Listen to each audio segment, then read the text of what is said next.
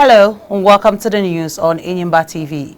We are reaching you from about the commercial and industrial hub of Abia State, Nigeria. First, here are the top stories. Heated debate in Senate as bill to ban open grazing scales, second reading.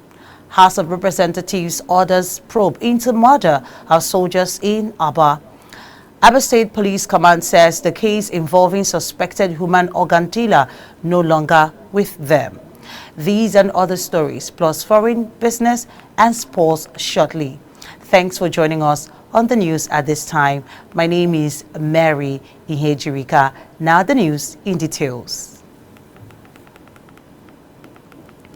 Failure of the federal government negotiating team to present a fresh offer beyond 60,000 naira minimum wage for Nigerian workers it offered last week has stalled further negotiation.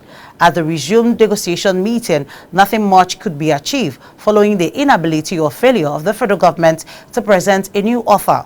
The meeting has therefore been adjourned to give the Minister of Finance time to meet the deadline given to him by the President to present cost implications of an acceptable minimum wage to him.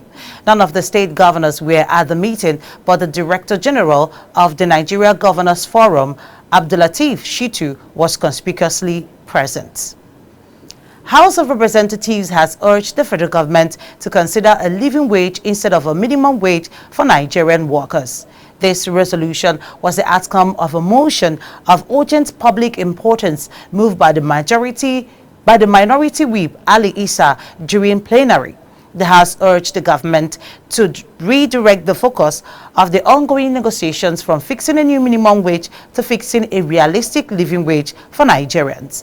Most of the lawmakers who spoke on the motion faulted the shutdown of the national grid by the workers. Meanwhile, the Deputy Speaker, Ben Kalu, who presided over the session, said the workers violated the Trade Union Act and the Trade Dispute Act by shutting down the national grid. On the living wage, the lawmakers did not mention a specific amount that is acceptable as a living wage, but asked the government to review the electricity tariff rate downwards. Federal government, through the National Orientation Agency, NOAA, has unveiled the approved version of Nigeria's reintroduced national anthem. The Director General of the NOAA, Lanre Issa Onilu, unveiled the standardized version of the anthem in Abuja. He urged the Nigerians to pay close attention to the words in lines 3 and 5 of the national anthem that was reintroduced. The DG of the Orientation Agency also refuted claims by some people that the anthem lacks widespread acceptance by a majority of Nigerians. President Bola Tinubu says the appointment of Nyeso Wike as the Minister of Federal Capital Territory, FCT, is one of the best of his administration. Tinubu, who was represented by Vice President Kashim Shettima, spoke in Abuja when he commissioned some road infrastructure in the nation's capital city.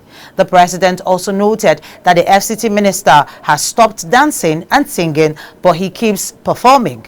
He reiterated the commitment of his administration to engendering progress and prosperity.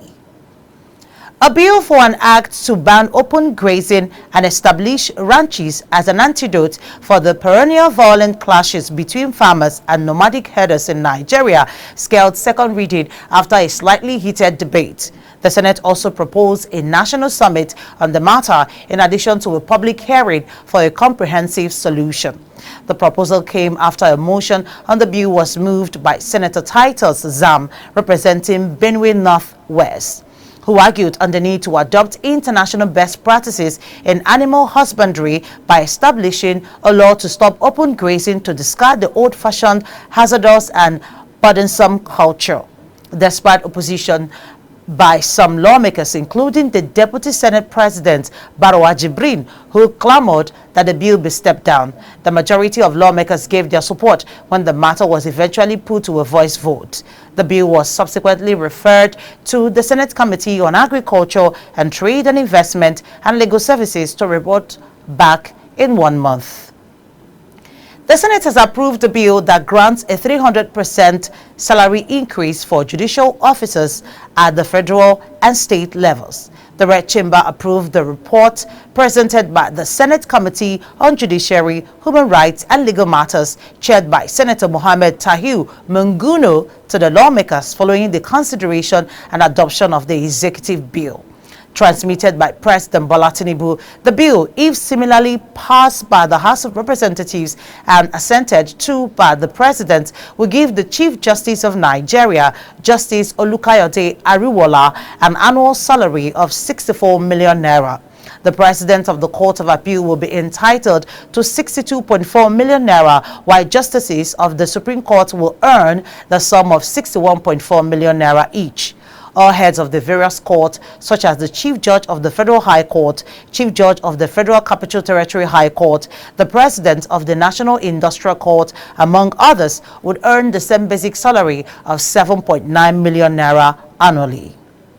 Meanwhile, the Senate has sought an increase in the penalty paid by parents who fail to enroll their children in school after passing a bill for an act to amend the Compulsory Free Universal Basic Education Act through second reading.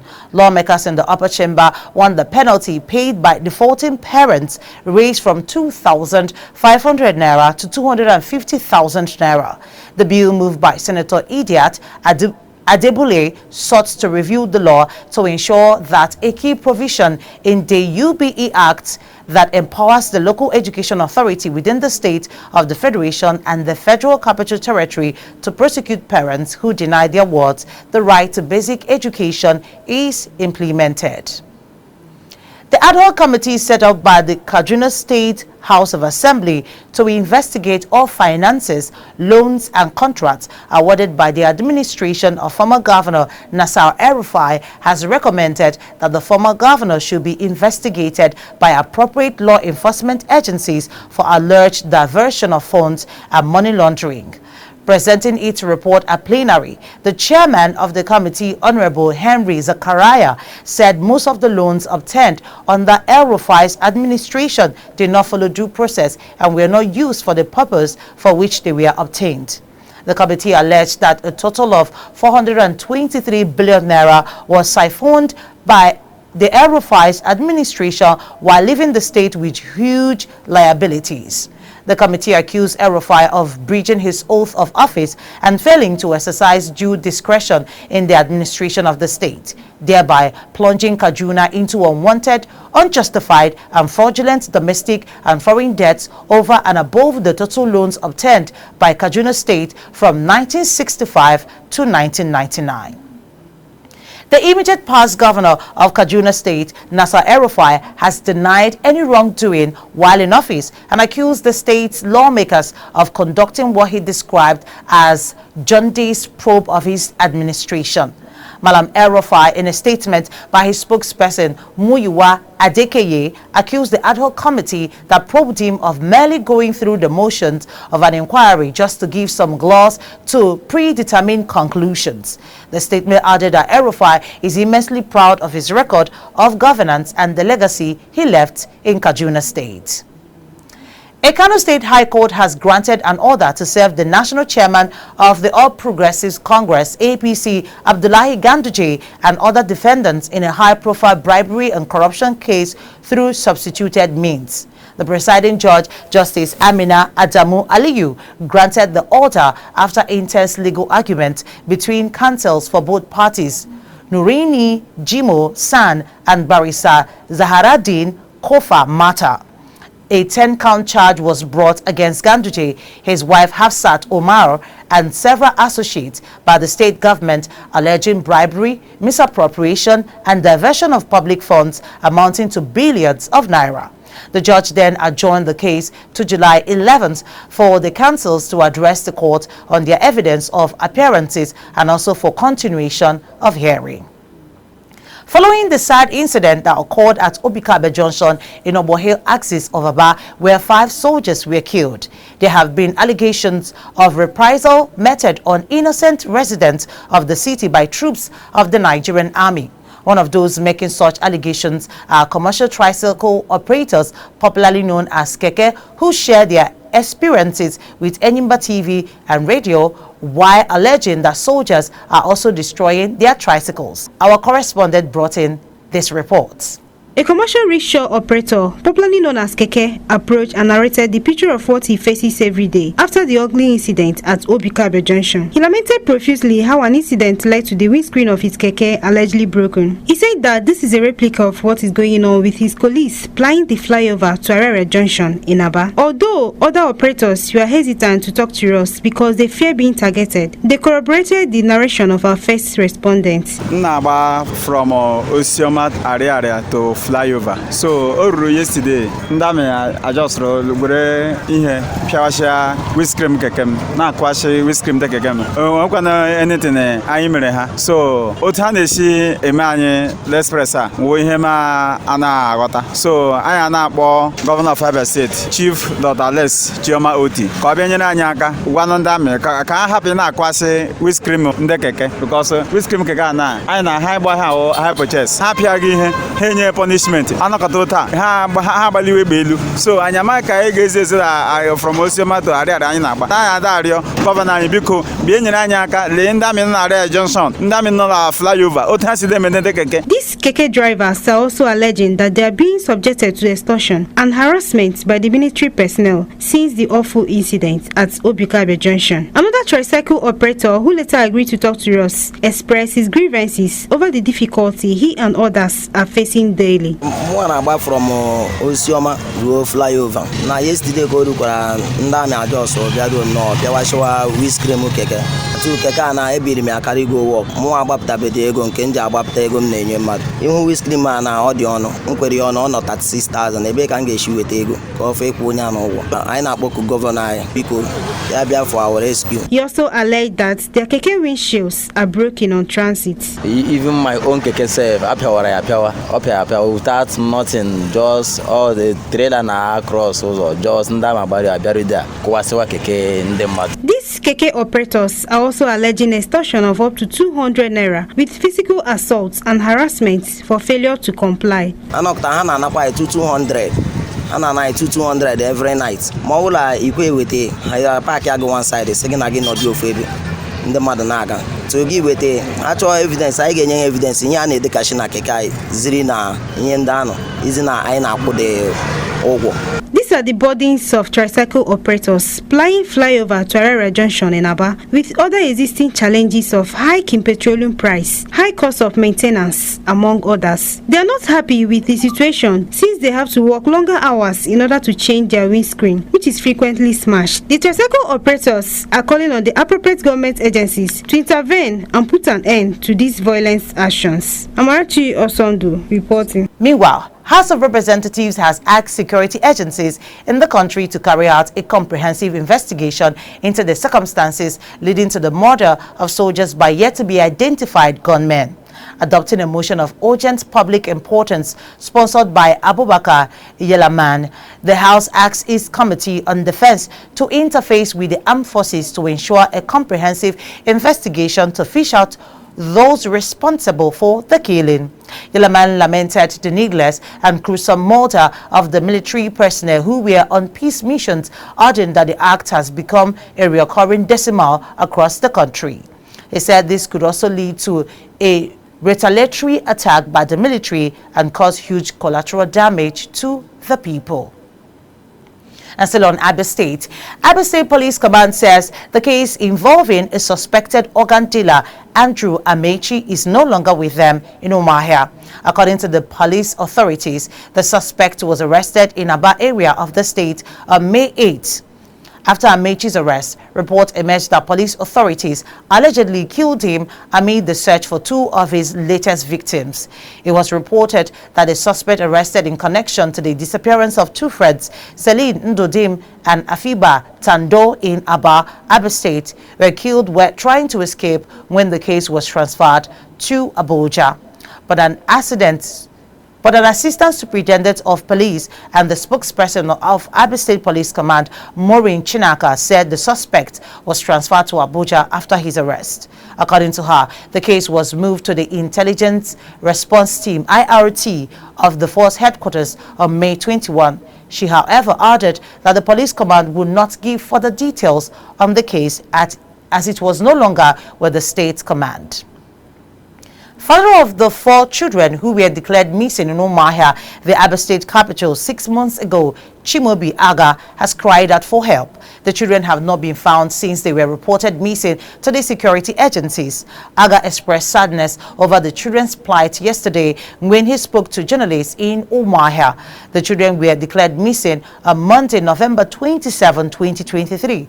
They were said to have boarded a tricycle at Omagu, Ibeku, to go to school at Great Ambassadors College, Ngwebu, in Umuahia North Local Government area.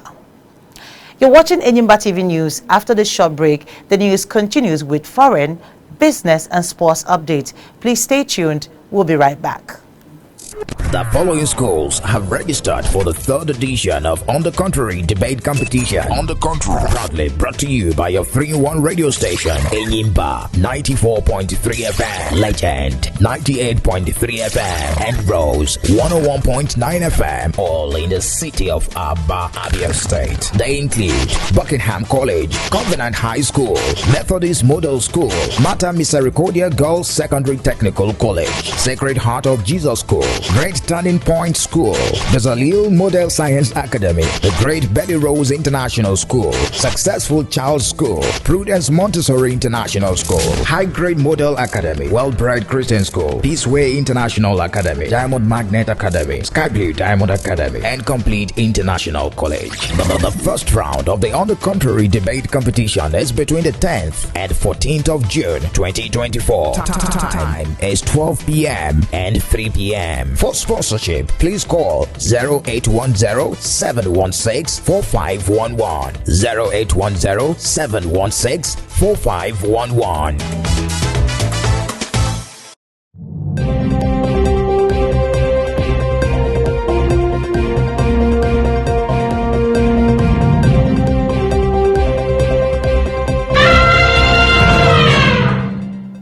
Welcome back and thanks for staying tuned. Now the news continues. We begin with foreign. South Africa's African National Congress, ANC, has suggested forming a government for national unity after losing its parliamentary majority in last week's elections. It says it has reached out to all parties, but negotiations are still underway. The ANC got about 40% of the vote, with the center-right Democratic Alliance DA on the 22%, the MK party of former President Jacob Zuma on 15%, and the Radical Economic Freedom Fighters on 9%. It was the first time the ANC has lost its majority since Nelson Mandela led it to victory in the first democratic elections following the end of the racist system of apartheid in 1994. Under South Africa's proportional representation system, any government would need to be formed of parties which together got more than 50% of the vote. And on business, Nigerian Deposit Insurance Corporation (NDIC) says the payment of depositors at Heritage Bank will commence before the end of the week. The managing director of NDIC, Bello Hassan, disclosed this in a briefing on the liquidation of the bank in Abuja. The NDIC commenced the liquidation of Heritage Bank following the revocation of its banking license by the Central Bank of Nigeria, CBN. Hassan said the total bank deposits at the Heritage Bank stands at 650 billion naira, while its loan portfolio stands at over 700 billion naira. He stated that the NDIC looks forward to ensuring the loan repayment within the next 6 months. And finally, from sports. Finally, from our sports desk, it is a potential season-defining game for both Enyimba of Aba and their hosts, Enugu Rangers, with the winner of the game on Sunday at the Cathedral, assuming leadership of the Nigeria Premier Football League, NPFL. Rangers currently lead the NPFL table with 61 points from 34 games, while Enyimba are second with 59 points. A draw could pave the way for third-place Remo Stars, who currently have some 59 points as Enyimba, to overtake the duel with 3 matches to the end of the season. Aware of the crucial nature of the game to his team's aspirations, Enyimba head coach Yemi Daniel Olariwaju is upbeat that the People's Elephant will emerge triumphant on Sunday. Olariwaju said that although he respects Rangers coach Fidelis Ilechukwu as a senior colleague, but everyone has to defend his club and try to get the job done. The sports story brings us to the end of our news at this time. But before we go, here is a recap of the top stories. In the news, we told you a bill for an act to ban open grazing and establish ranches as an antidote for the perennial violent clashes between farmers and nomadic herders in Nigeria has scared second reading after a slightly heated debate. We also told you that the House of Representatives has asked security agencies in the country to carry out a comprehensive investigation into the circumstances leading to the murder of soldiers in Aba. And we also told you that Abia State Police Command has disclosed the case involving a suspected organ dealer, Andrew Amaechi, is no longer with them in Umuahia. That's a package of news for now. Please join us for more updates in our subsequent bulletins. Meanwhile, don't forget to subscribe to this channel on YouTube. Click on the notification bell to receive alerts when new videos are uploaded. Thank you for watching. On behalf of the production team, I am Mary Ihejirika saying, have yourself an amazing day.